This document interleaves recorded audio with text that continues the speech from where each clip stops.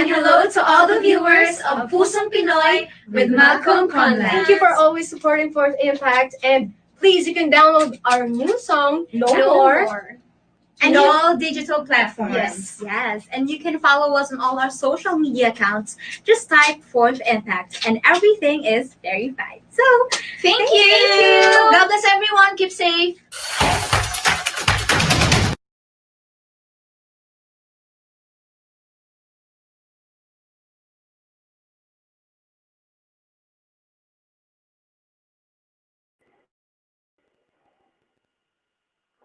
Hi guys, welcome to another episode of Pusong Pinoy with Malcolm Conlan.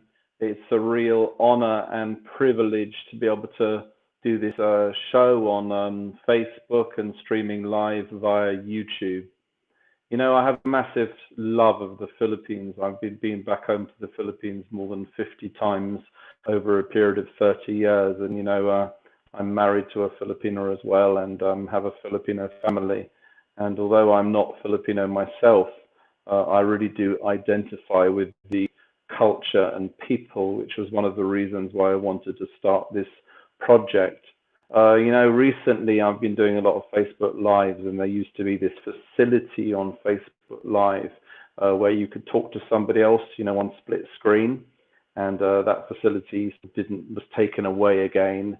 And at the same time, I wanted to speak to my next guest. I wanted to interview her, but we weren't really kind of able to. But now we've got this fantastic opportunity to be able to speak to my next guest, Jane Walker, who is a passionate supporter of the Philippines, the Filipino people, and has a CEO of a foundation or a charity, the Purple Community Fund, or PCF. So I'll introduce Jane, and yeah, just over to you, Jane. Tell me a little bit about yourself and how you first came interested in the Philippines, and why did you start PCF? Oh, thank you, Malcolm. It's an honor to be here. Thank you for the opportunity to talk about our work. Well, I first started, I was working for News International, and I've been offered a promotion. And I was 33, and I wanted to decide if I wanted to work in the newspaper industry. And I decided that I'd travel to the Philippines. I knew it was predominantly English speaking, and I knew they had amazing dive sites and beautiful beaches. And I thought it'd be a fantastic place to contemplate what I wanted to do with the rest of my life. And as soon as I arrived in Manila, of course, the first thing I did was I bought a newspaper, and I read about children and families who are being evicted from their homes to make way for new roads. And I was very curious because the images on the photographs were quite shocking, and I hadn't seen anything like that before in Britain. So I jumped in a taxi and I asked the taxi driver to take me to the worst squatter area that he knew. And he took me to an area called North Harbour. And at that point, it was in 1996. So Smoky Mountain had already closed, but the new dump site across the road on Pier 18 had opened. And as I was walking along Road 10, I saw rows and rows of shanty housing. And I just wanted to have a closer look. So I jumped out the taxi, and I saw two little children, maybe only 5 or 6.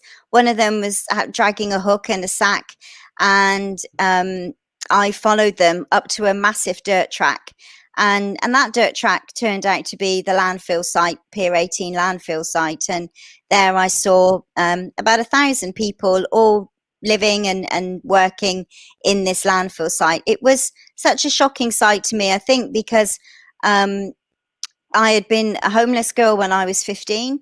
And if it wasn't for my education, I would really, I don't know really how my life would have turned out. So I was really impacted by the sites that you can see on the photographs here. And I wanted to give those children an opportunity to have their education. And that was really how the charity started. It was really born from a desire to create happy memories for children. Thank you very much for giving me that amazing introduction. You know, when I first went home to the Philippines, I was around about 19. I was a massive fan of Mr. Gon, and of course, as we all know, the cast of Filipino. And I followed a particular actress, Minnie Wilson, who you probably heard of. And shortly after Miss Saigon, she had a new show, Angels in America. I don't know whether you watched it at the time, but it was a great show. I flew out to the Philippines to see her in that. And I'd never actually been to the country before. And one of these startling images was basically children begging at the roadside. And they were literally going in and out of traffic with a black and begging for money. And I felt that was incredibly dangerous. And that really broke my heart. And I guess that's one of the reasons why I've always had an affinity with the country and people, because I know how hard life is. On one side of the road, you have the multi-million-pound apartments and people driving around in Porsches and Lamborghinis and Ferraris. And on the other side of the road, you have people in absolute poverty who are struggling to make a living for themselves. But what I find is great is that the Filipino people are always smiling. You know, whenever there's a typhoon or a difficult situation, they're very resilient and they always make a way. It's almost like, you know, the Bahala car. Let's just get on with it. Let's just get on with the situation that we have. And I think that's one of the incredible things about the Filipino people. As you know, 10 years ago, I was able to visit PCF, and I witnessed firsthand the amazing work you're doing in the Philippines. In particular, I was able to see your work on the former dump site. Tell me a little bit about exactly what you did. You know, it was shocking to see the reality. I know you give your heart to the Philippines and to the Filipino people, and I know you're doing some amazing work. Tell me a little bit about that time, the projects that you've been involved with, and the realities of the situation. Yeah, I mean, I was quite successful. I had a couple of houses, and you know, my life was going, you know, in a materialistic, in quite a good direction. Sorry, I just had a missed call.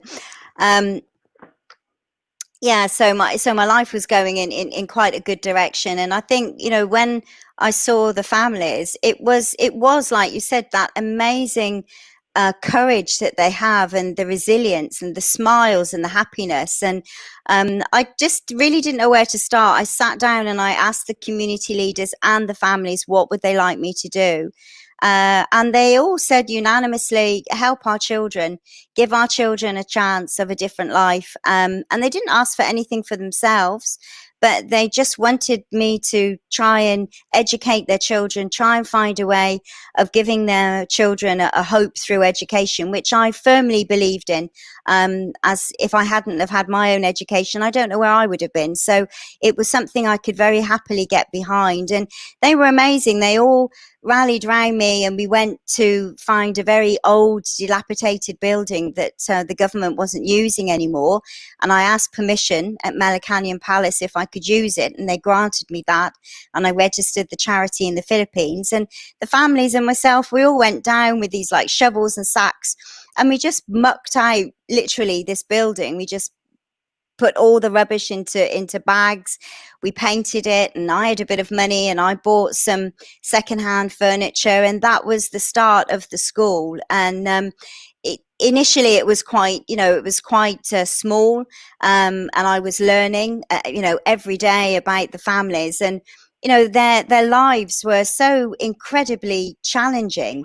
The things that they needed to live with, the things that the children had to live with. And I would always assume that the children were being asked to work by their parents. And it was only when I went to live on the dump site for weekends to try and learn a bit more about their lives that I understood that actually the children really wanted to go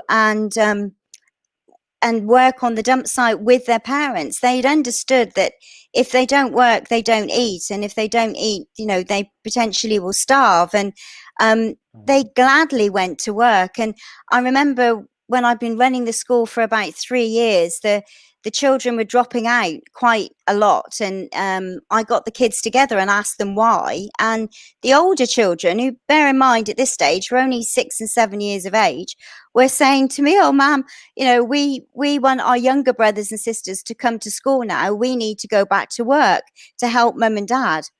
And, you know, that was just so shocking for me to hear young children say it. But then I realized that it really was because they really did need to earn money for food. And the thing that we did then was we put in a food incentive program. So children that could come to school, they could earn rice every day for coming to school. For academic achievements and for grooming achievements, they could earn canned food and vegetables. And basically, children went home with a bag of food that was equivalent to what they would have earned if they'd have been working on the dump site every day. So it was the start of our work. And I think even today, nearly 18 years on, food instability still is the main issue.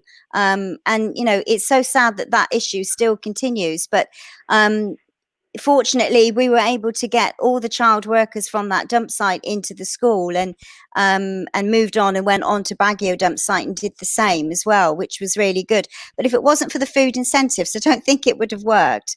So that was really how it all started, and how it remained successful was because of those incentives.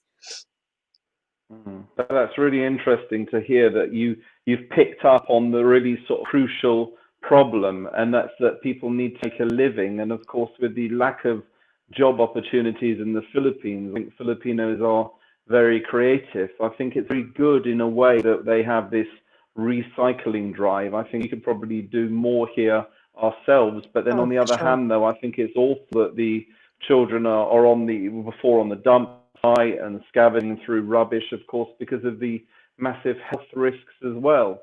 It's a catch-22, isn't it? In some ways, it's good that people don't rely on benefits, but of course the benefits aren't really there.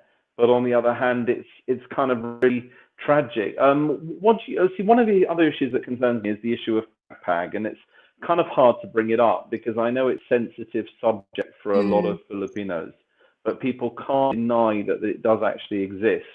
Now, for those people who don't know, PAG is basically recycles food. So basically, when you go into a restaurant, if you had some leftovers, that would then be thrown away at the end of the day and then recooked. So it's probably it's cooked properly, it's washed, it's cooked many times and washed many times.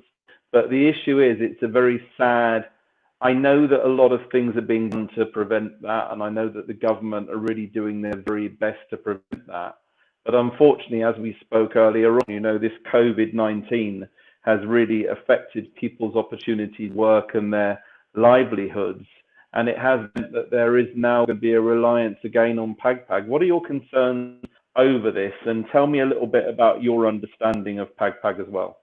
Well, I'm glad to say that under the 9003 Solid Waste Management Act, dump sites are now being closed, but that has had a bit of a knock-on effect with the reduced income from families that are not now able to pick through the trash in the ways that they were when I first went there. And sadly, PAG in the community that we work with, which is one of the largest shanty towns in the Philippines, is more common, and it is a very, very well organized business. People will go, they'll get the waste in the carts, it will be separated, the chicken will be pulled away from the bones, and then that will be sold to somebody else, and they will refry it, and then it gets packed and put into packs and colored, and when you talk to people, they tell you that it's really delicious. And I have to say, I mean, it is very highly flavored with other spices and colored, and it has become a bit of a staple for people. Even though nutritionally there isn't anything really good in there, it does fill a hungry stomach. And when we knew that COVID was, the lockdown was going to happen, I think that was our first concern, was without restaurants all being closed, how are families going to be able to access food? And we knew then that the biggest challenge we were going to have to face with the other NGOs that are working in the area as well was going to be providing food for families with a no work, no pay situation, and also their main source of food gone. And the government, I think, has tried to do its very best to provide for those families that are in a position where they don't have stable work, and maybe they rely on those restaurants as a source of food. But it's a massive problem, and I think, you know, for any government to try and provide food for long periods of time would be very difficult. So we've been making appeals in the Philippines and in the UK as well for donations for food, for rice, and people have been incredible, you know, in providing it. But yes, I would love to see Pag Pag finished, and I would love to see an opportunity where restaurants would be able to donate the food that they weren't able to use, not the food that's left over from people's plates, but the food that's been on the buffet that hasn't been used. And, you know, maybe, you know, if they've made too much for in their catering, they haven't got the numbers right, they've got leftover food in that way. It's not left over in the same way that Pag Pag is. So it would be a very sustainable way of providing food for people. I'd love to see that happen. I think there was a bill that was being passed in Parliament on that, but maybe hasn't gone much further. But it would be a very good move to do. I think it's very, very important that that issue is actually addressed. You know, that's not this. You know, I've mentioned it because I think it is one of the concerns, but there's so much more that we can sort of address, speak about the amazing work that you're doing. But obviously, it is about how these people are going to manage. How are the people on the dump sites, the people in Tondo, going to manage? You know, I do support what's happening in terms of the lockdown, and I commend the government for actually this enhanced community quarantine, because what it's meant is, in some ways, although it is harsh and although it is difficult for people and they can't make a living, the fact is that this permit, so if you want to leave your particular area to go shopping, you have like a quarantine pass. Everybody needs to wear a mask when they're outside. And if you actually look at the death toll in the Philippines, it's actually a lot lower than in some Western countries. You know, I don't want to, because we're both from the UK, we're both British, we don't want to criticize our own country. But, you know, a lot of Filipinos have been saying this. Why is it that so many Western people are dying? Why is it that people are still going out onto the streets? They're not wearing masks, they're gathering in large groups. And I do believe that the Philippine government have done their very best. They've also applied for loans to finance this SAP scheme. You know, they really, really have done a great job in trying to deal with this. They realize there's a problem, and everything that I believe they've done is definitely for the benefit of the people. You know, this isn't political. This is not a political show or anything like that. But at the moment, I do think that they are trying to do whatever they can to help the Philippine people, which I think is a good thing. Yeah, no, I agree. And I think, you know, I mean, in our country here, you know, we have the welfare system.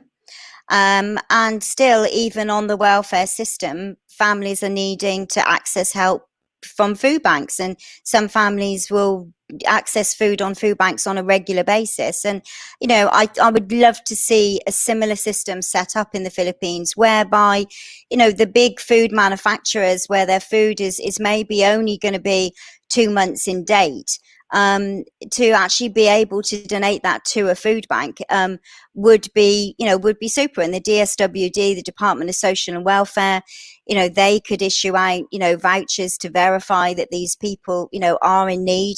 And it could be, you know, it could be a great way to solve some of those problems at low cost. Yeah, exactly. I have some really good news, actually. I'd like to give a special shout out to Kabay and Remit.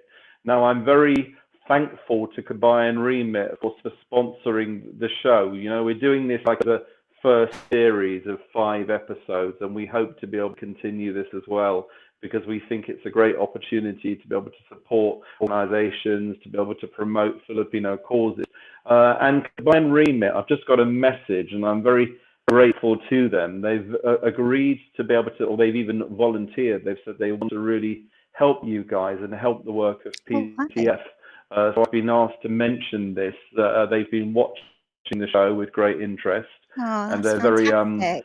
concerned over what's happening in the Philippines, and they would really like to support. So I'll put you in touch with Kabayan Oh, Remit, and they would like to offer their support for you, which thank is you. great. So I'm very, very Yeah, grateful. You know, it's funny, isn't it, that these things can make a difference, and yeah. I'm very grateful to them. So I'd like to give them a special thank you mention. Yeah, and me too. Thank you very much. Because I think as the lockdown continues, of course, you know, we need to find new supporters, and people can only give so many more times, and then we see that this is going to continue for quite a long time in the Philippines. I think on the 28th of May, President Duterte said that the schools would not open until there was an available vaccine. You know, which means that actually our work is now less about developmental work, which it always has been, and is more about emergency relief and changing. We've been restructuring most of our programs now to accommodate for the new, as we call it, the new normal. You know, but we need to do this because you know, we don't want to see a high death toll in the Philippines, and you know, our programs are being adjusted to that. So yeah, thank you. That's a massive help. I'd be very happy to talk to you. Yeah, no, I'm really pleased. We have some comments that have come through, and we're just about to flash them on the screen again. We wanted to give some shout outs as well. So we have from Dave Moscrop, who's a very dear friend of mine, and he was actually interviewed last week. And we did this shout out from Fourth Oh, Impact, which I think is great. You know, they're doing a great job as well. I'm sure you know Fourth Impact, and they're a great band. Dave says, "Hi Malcolm, hi Jane. Thank you for the wonderful work you are doing, sharing and giving an insight into support. God bless." And thanks, Dave. You know, I think this is important. And also, we have a message from the Upskills Foundation. Hi, Malcolm and Jane. So, can you tell me a little bit about Upskills and what they do? I know this is one of the other charities that you're involved with. yes, I started two charities. So the first one was the PCF and UK registered charity, but I wanted to be a registered charity in the Philippines as well, not only because it allows us to raise funds in the Philippines, but also I wanted a Philippine board so that it understood the culture, and decisions that were made with the correct cultural understanding. So Upskills is a Filipino charity, and you know, there's 99% bar me are Filipino. Yeah, so we called it Upskills Plus Foundation. Upskills meaning that we want to upskill families so that they can live independent, free lives, free of relying on NGOs for support. And the plus was really everything else that goes along with it. So we have an education program and a college and university scholarship program. And alongside that, we run nutrition and health programs. It's an integrated service plan, which means that we have a very holistic approach to tackling the issues of poverty, and acknowledge that you can't really tackle one aspect of it without looking at all the others. And so nutrition is a big part. The health clinics and the medical missions and the dental missions and training health workers in the community as well is a big part of our work. We have obviously an emergency relief side to it, and help families when they've been relocated to a new area. We move and relocate with them so that there's continuity of services for them. And as well, we focus as well quite heavily on livelihoods. Our livelihoods are, as you said, I think the best recyclers in the world are Filipinos. They are incredibly resourceful and incredibly professional in the way that they work. And we started to make products made from the ring pulls from canned drinks. That's our signature work. But we also make shopping bags from rice sacks. And we wanted to, predominantly that was working with mothers. And we also send out this 40-foot container every year, and that's filled with aid relief and ring pulls as well, because we can't collect enough ring pulls in the Philippines, but it's massively supported in the UK, which has been, you know, wonderful. It's provides work for lots of people.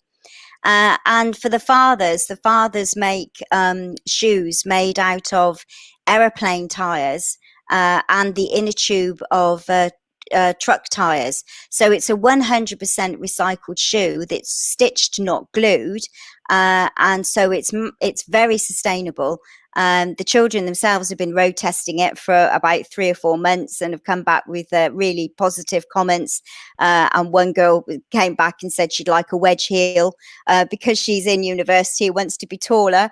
But that's been a great project for the dads. And of course, we're needing to look at that program at the moment, because with school closed, we won't be producing school shoes, but we are producing slippers or sandals, which is another project. And along with that, everybody needs to save. So when we have our livelihood programs, people save every week, and that money then builds up over a period of time. And then families are given a choice of how they want to spend that money, if they want to spend it in one go, or if they want to invest it into a business, and then we provide business startup loans for them, and then they maybe will work part-time in the livelihood and part-time in their business, and that allows us to train more people. Face masks, again, is something that we were making when Ta'al erupted, and actually we haven't stopped making.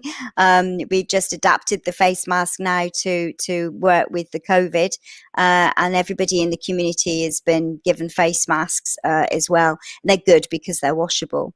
And we've started just literally last week community business loans, and that is where the community can come to us if they want to lend money to buy a bike, because transportation is very, very limited now at the moment in the Philippines.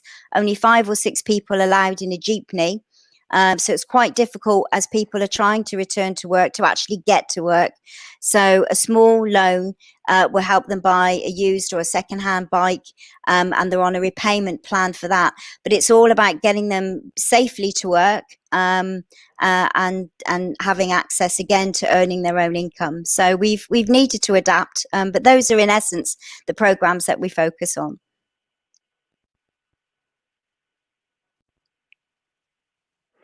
See, I think it's great that you've done something practical. You know, a lot of people actually complain that when they give money to charities, you know, it's feeding people endless times and nothing's actually been done where people can work for themselves. And what I think is amazing is that you give people the opportunity, you give people the training and give people resources so they can help themselves and become self-sufficient. And I think when people donate money, they do like to donate money to projects like that. We're just about to go for a break, but before we do, I'd like to ask, can you tell me roughly what somebody would need in terms of these projects and what your money could do? So, for example, if I was going to give £15, what would it help with?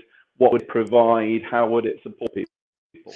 Yeah, so basically for about £10, that will provide a basic food parcel for a family, just some vegetables, canned food, and some rice. That will be around about 600-700 pesos. So children's milk, that's been a big issue, but difficult for parents to buy milk.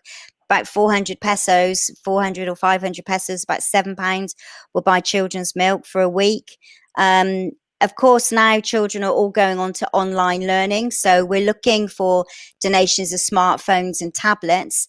But to buy a pre-loved smartphone or tablet in the Philippines would cost in England around about £55-60, like between 3,500 and 5,000 pesos in the Philippines.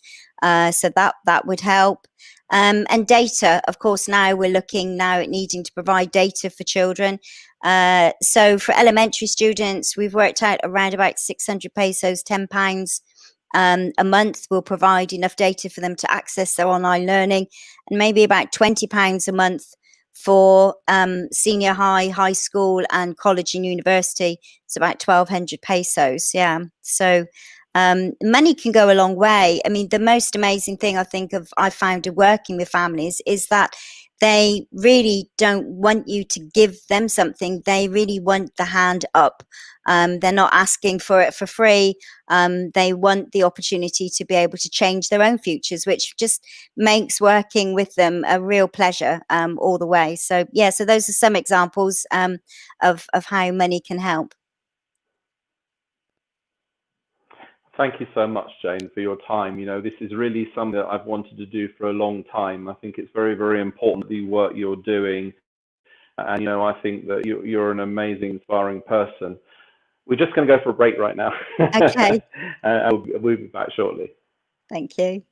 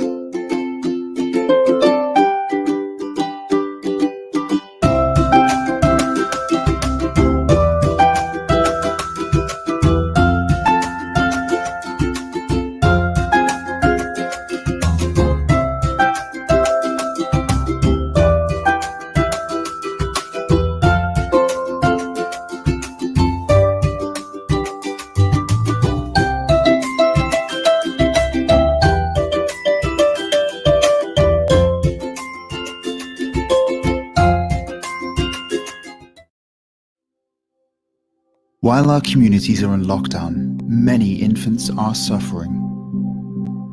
Mothers who were unable to breastfeed are now only able to supply water from cooking rice for their newborn babies. This is leading to malnourishment, and the consequences are severe. If you can spare £7, then we can buy 1 kilo of milk powder, which will help an infant survive the lockdown. Please help us in this moment of need, and thank you.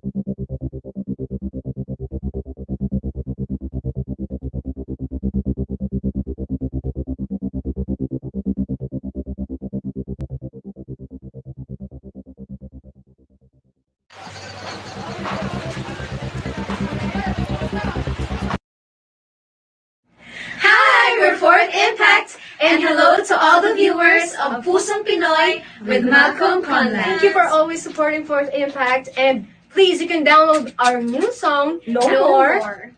And all digital platforms. Yes. Yes. And you can follow us on all our social media accounts. Just type Fourth Impact and everything is verified. So, Thank you. Thank you. God bless everyone. Keep safe.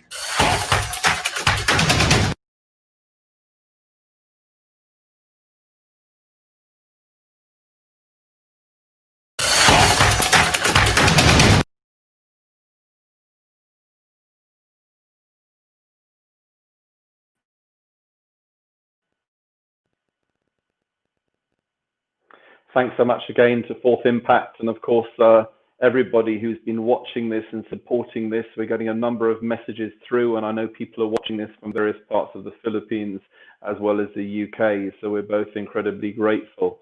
I'd also like to give a shout out again to Kabay and Remit. Thank you very much for your support. And also we have a message now from Galahad Sarmiento. Thank you so much, Miss Jane and Malcolm Conlan.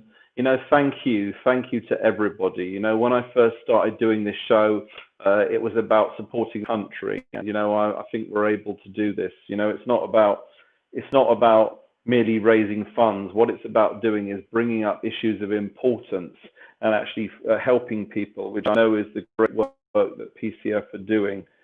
Jane, I just had another question for you, which I think kind of important to mention, and that's there was devastating fire that occurred in Tondo. Oh, What yeah. happened and how are you recovering from that? That was just tragic. You know, I was sent a video of what happened. You know, at least the situation of how people were living, how they were managing. Just tell me a little bit about that.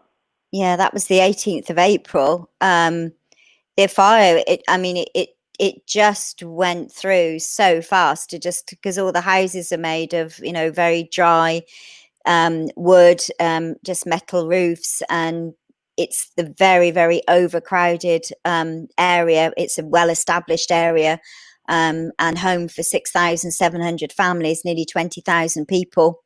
As you can see, about 10,000 people came rushing out, and it just destroyed an area called Happy Land, which is actually where the Barangay chairman lives herself. And it left 1,055 families homeless, and that was a total of 4,115 individuals. And it was fantastic how the NGOs in the community all came together. We formed a coalition, and we all decided how we would help, what capacity each NGO had.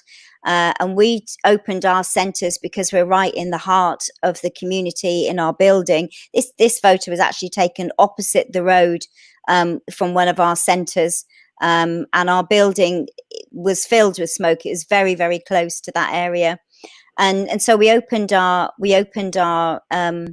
centres up, and we had about 34 families. It was just over 200 families that were living in the clinic, and they were living in the childcare. And we've built a large community centre space which we use as a gym as well, and they were in there too.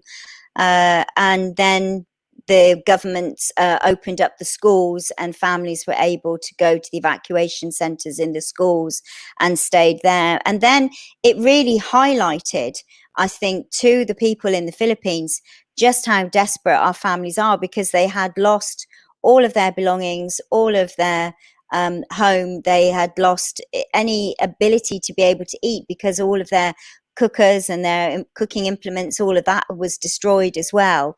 And it did highlight the need for food. And we saw a massive influx of people donating food to, to various NGOs. And if we got too much of one thing, we could share it with another group. And it was good, but it was overwhelming. And I think what's happened now, there's just a few of us NGOs now that are left on the ground that are continuing to help families now rebuild their homes.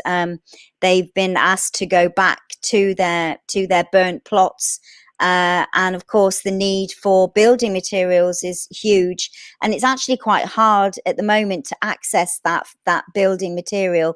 It's coming in, from the province area, not being actually coming in from Manila. So we have quite a waiting list.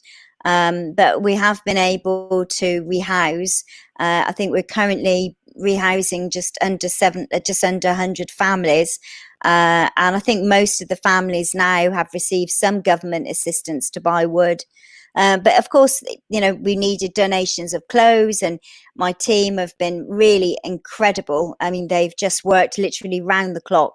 This was actually the site where our childcare teacher, her house was totally destroyed. And so we've been able to give Super Callion gas stoves, and just try and help families get back on their feet again as much as they can. And here's one of the Super Callion gas stoves, and I mean they're a safe way to cook. And yeah, it's all of our team went out, and we pre-packed bags, family size bags of clothes. And normally we'd let families come in to what we call a market day, and they would choose their own clothes. But of course, with the social distancing, they weren't allowed to do that.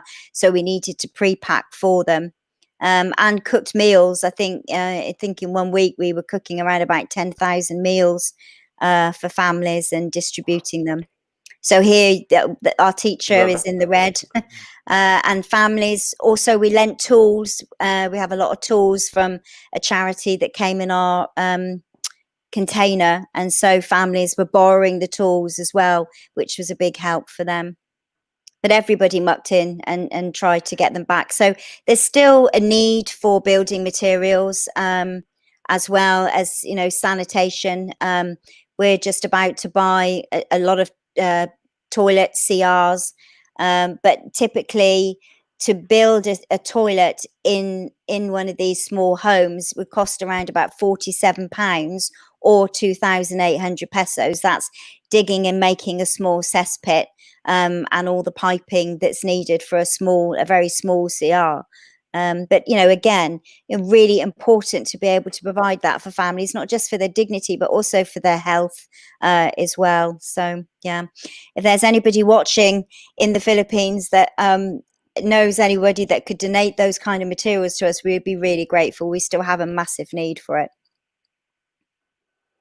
See, this is something that people don't even think about. When you're living, well, some people do. I mean, if you're in the UK or in another Western country, you're getting on with your lives. You know, we just have a shower, we go to the toilet. Yeah. You know, we don't even think that something like that basically is so important and can really be life-changing for somebody, rather than having to kind of, I don't know, when you go to the toilet to deposit your waste somewhere, which is obviously unhealthy and obviously very unsafe. But even something like that, just to be able to have a toilet in your house, can literally be life-changing for people. And this is something that doesn't cost a fortune, as you say, £47, and it can change people's lives. And you know, there are so many fantastic things you're doing, but obviously, you know, what's good is that we can quantify this. What's good is, rather than some of the big charities out there, you give money, you don't really know where it's going to, you know, it's just swallowed up in administration fees and everything else.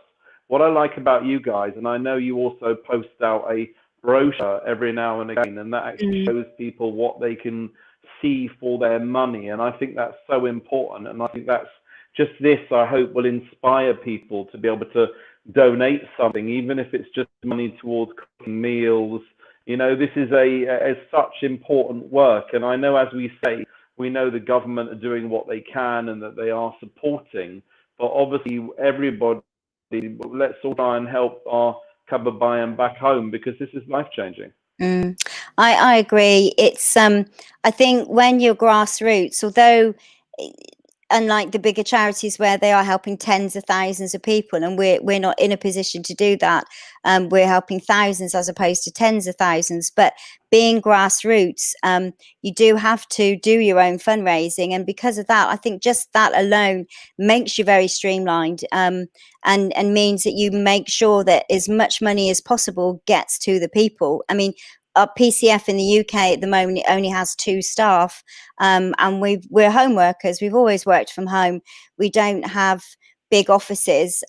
We considered it once, and the money that it was going to cost was ridiculous, and we'd rather give that money overseas than do that. And the UK is predominantly a fundraising charity, and we provide managerial and financial support to Upskills, and Upskills is run much the same way.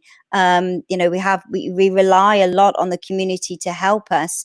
We have a lot of parent volunteers, but it keeps costs very low. We work with barangays, so we're in rent-free positions in some of our buildings, not all, but in some. And I think, you know, it's very important when you are the person that is raising the funds, you tend to keep a very strict eye on your overheads and your running costs, because you are constantly aware of the need. And I think that is one thing that I really, whenever I donate to charity, I always donate to grassroots, because I know that they're seeing firsthand the need, and it's very hard when you're that close to the need to not to want to respond to it. But yeah, thank you. Any donations, and you know, we're very good at reporting and showing how those funds have been spent as well. And you know, it's important, I think, for people to know that they need that security, to know what's happening to the funds. But it's good because thanks now to Facebook Messenger and WhatsApp, you know, we get photos and videos, you know, real time, often, which is very good. We can forward those straight on to donors if we have their mobile phone numbers or their Facebook pages.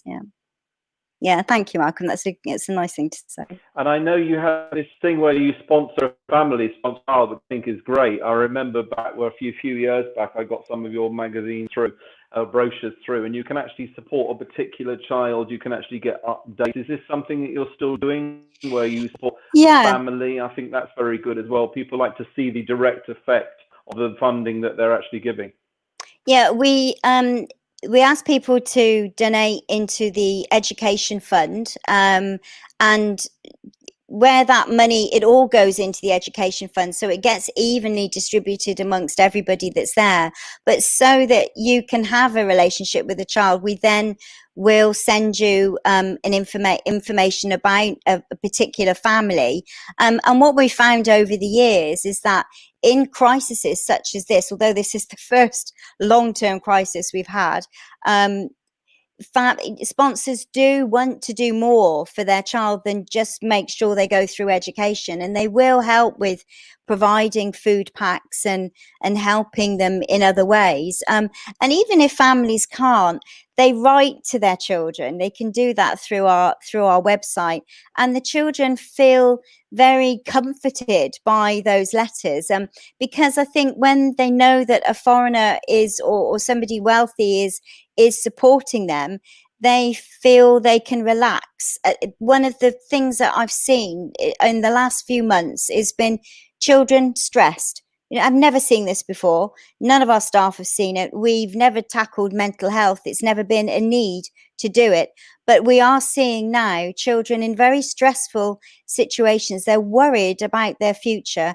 And that reassurance, you know, from a sponsor that, you know, they're still with them, you know, they're still supporting, they're still helping, you know, is really reassuring. And all that information is on our website, how you can do that. People can't underestimate, you know, it's hard to imagine. I remember back to the times of Typhoon Haiyan, where we also heard these stories that some people are taking their own lives when they're in the settlement for a long time. And, you know, when you're in that sort of situation, you know, is there hope? Is there light at the end of the tunnel? And I know even in this current situation, I understand there's been some children have been close to suicide as well. Tell me a little bit about that. How do you deal with that? You know, it's just awful. It was our first week. There was actually a young boy, a brother of one of our school children, who did commit suicide. We didn't find out the reason why, but yeah, it was incredibly shocking. It was the first suicide in 18 years that we have ever encountered. And moving on into the lockdown, of course, you imagine now families have a very, very small space to live in. Often their homes are no bigger than a garden shed. And you might have 5 or 6 people in that place where they're not allowed to leave. Under the COVID rules, especially in Tondo, we're under enhanced community quarantine. So anybody from the age of 21 and below really need to stay indoors 24 hours a day. Really, they're allowed to stand outside, but they're not allowed to wander around.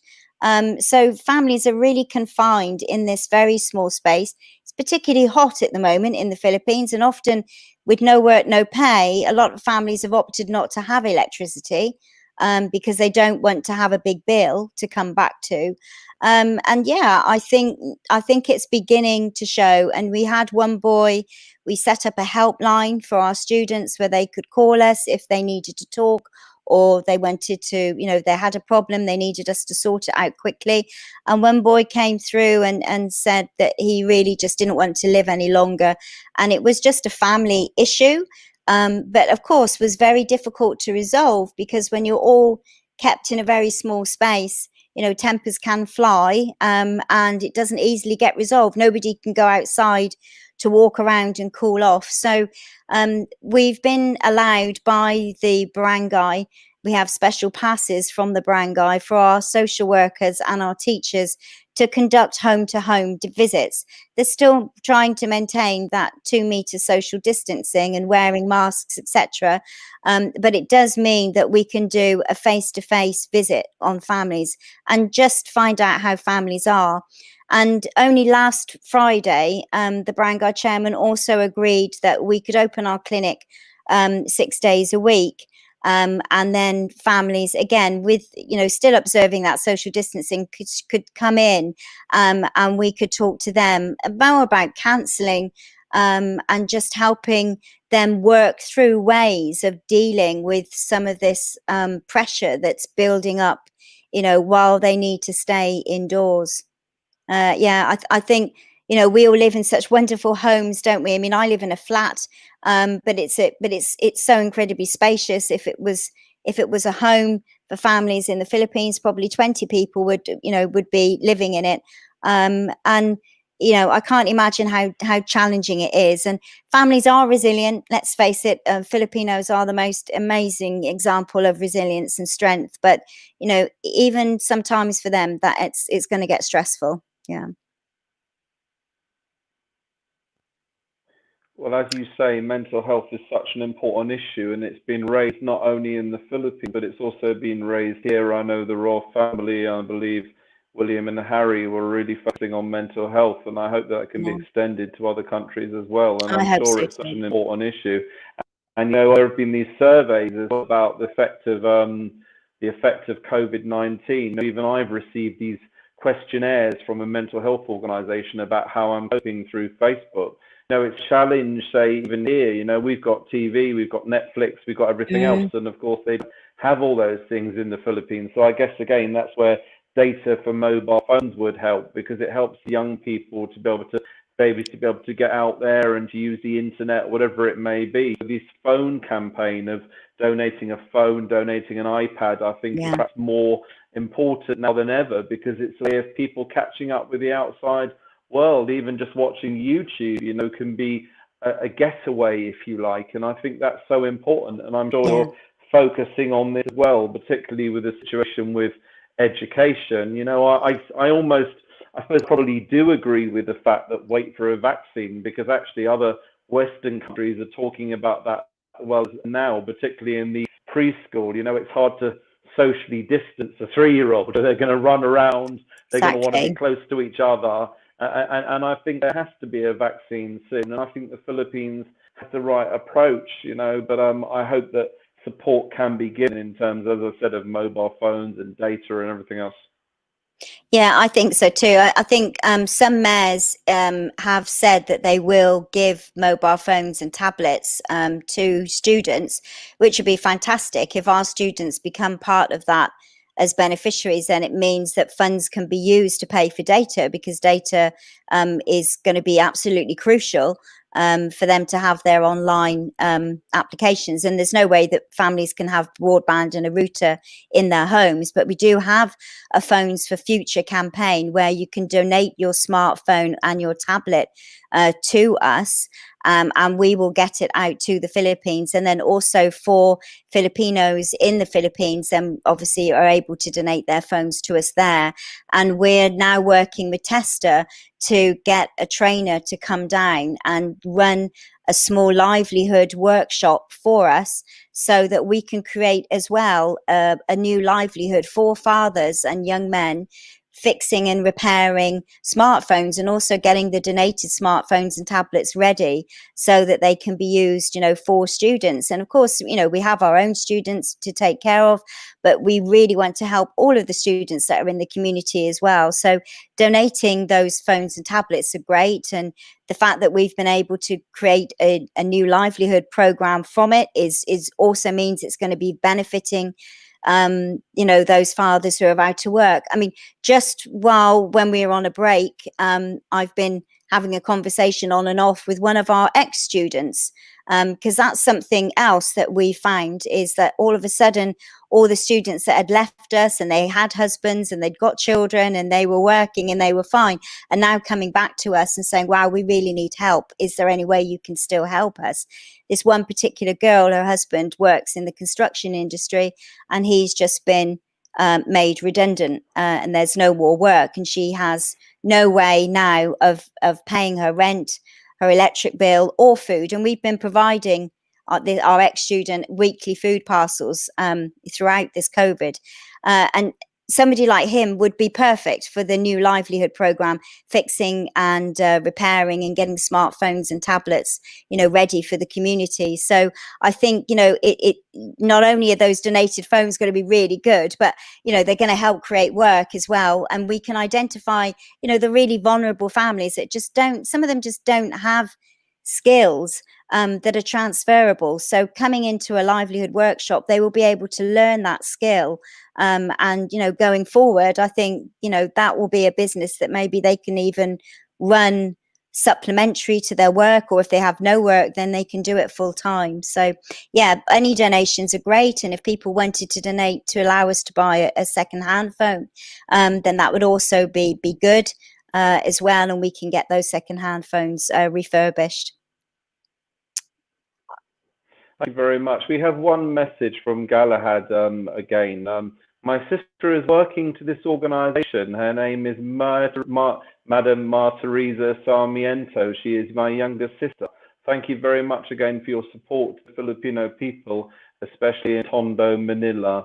God bless. Well, Jane, that just sums it up. There are people who are really grateful for what you're doing in Tondo, and of course, I'm sure you would like to extend this to other areas as well. I'm sure there is no end of people who need that support, and your work is so important.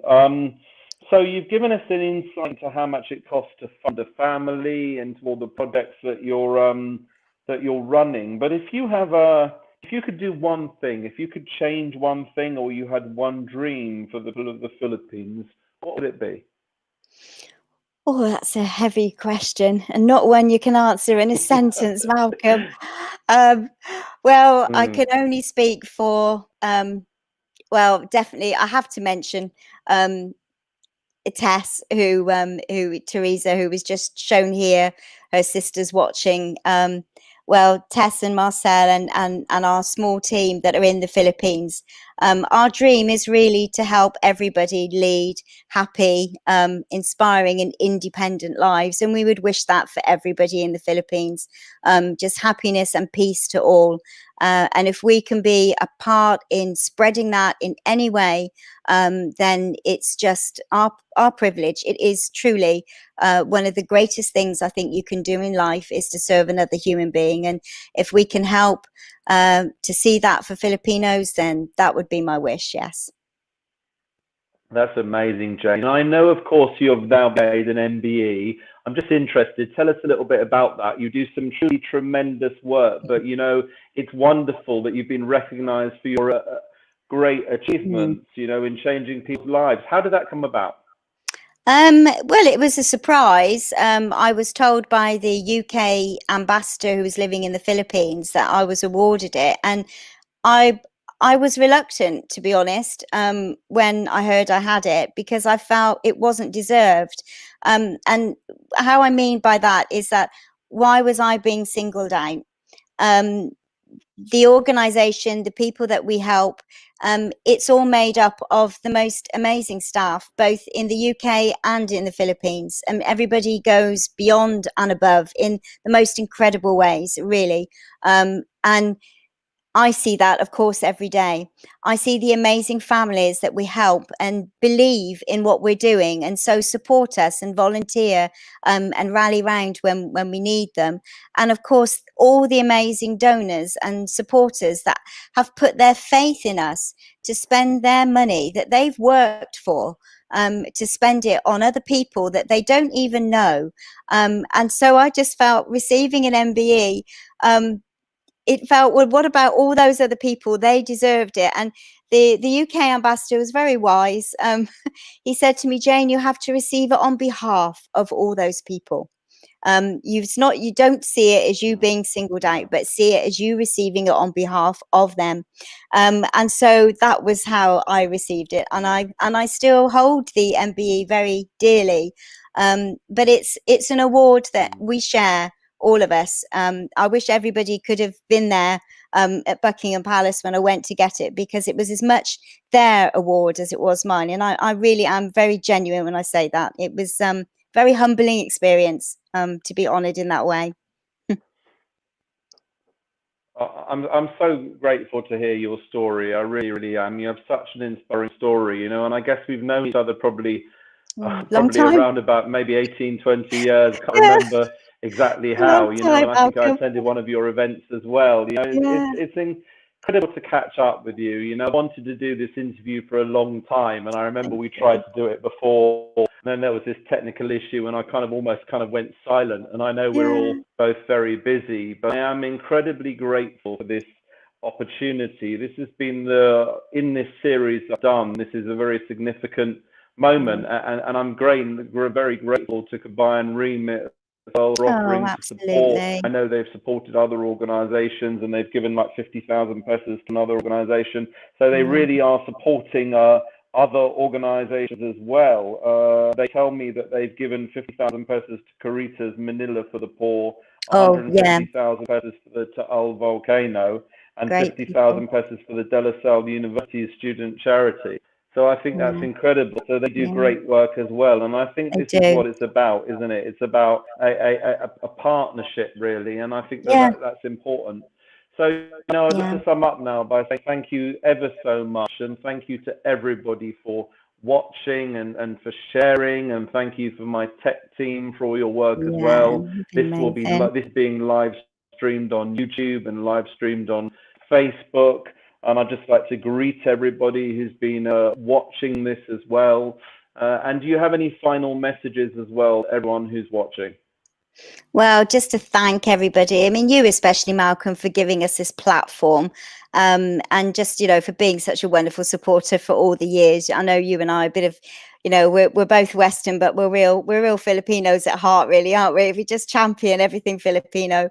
But just to thank everybody, just for all your support and for your wonderful messages that you've sent, and just let's carry on. We're not through the battle yet. We've got a long way to go, but I think together we can make differences. We can do it together, and I think that's my closing message: is let's make those changes as partners together.